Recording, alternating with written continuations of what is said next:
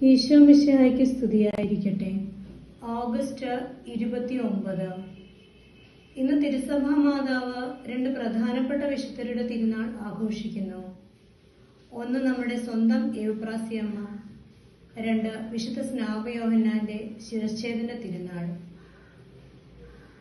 ചാവറയച്ചൻ സ്ഥാപിച്ച കേരളത്തിലെ ആദ്യത്തെ തദ്ദേശീയ സന്യാസ സഭയായ CMC സന്യാസ സഭയിലെ ആദ്യ വിശുദ്ധ.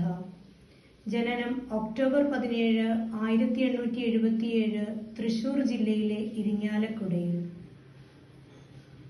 പണത്തിൽ കുറഞ്ഞാലും പുണ്യത്തിൽ കുറയരുത്.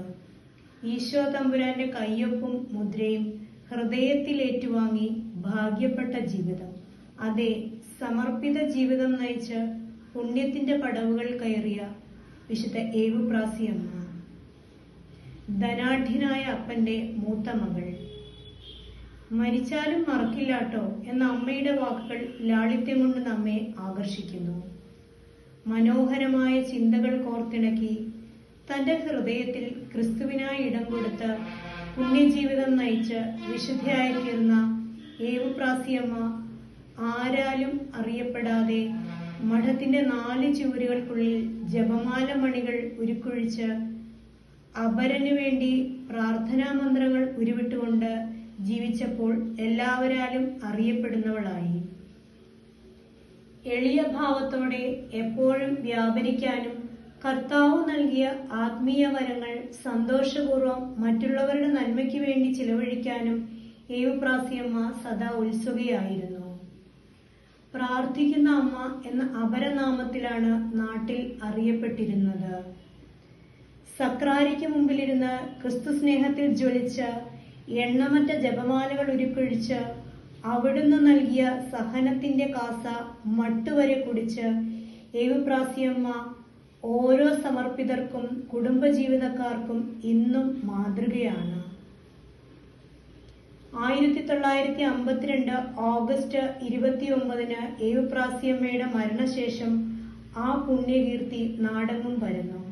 2002 ജൂലൈ 5 വിശുദ്ധ ജോൺ പോൾ II പാപ്പ ധന്യയും 2006 ജൂൺ 26 ബെനഡിക്ട് 16 പാപ്പ വാഴ്ത്തപ്പെട്ടവളായും പ്രഖ്യാപിച്ചു. 2014 ഏപ്രിൽ 4 വിശുദ്ധ ഫ്രാൻസിസ് പാപ്പ എവുപ്രാസിയമ്മയെ വിശുദ്ധയായി പ്രഖ്യാപിച്ചു. വിശുദ്ധ സ്നാപയോഹന്നാൻ.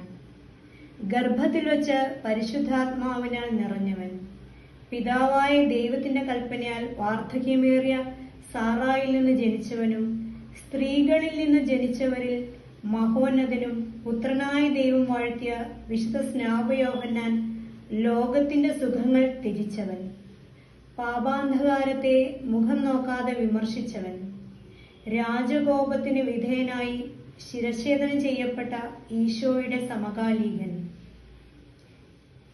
വിശുദ്ധ എവുപ്രാസിയമ്മയും വിശുദ്ധ സ്നാപയോഹന്നാനും നമ്മുടെ ജീവിതങ്ങൾക്ക് വെളിച്ചമാകട്ടെ. ആമേൻ.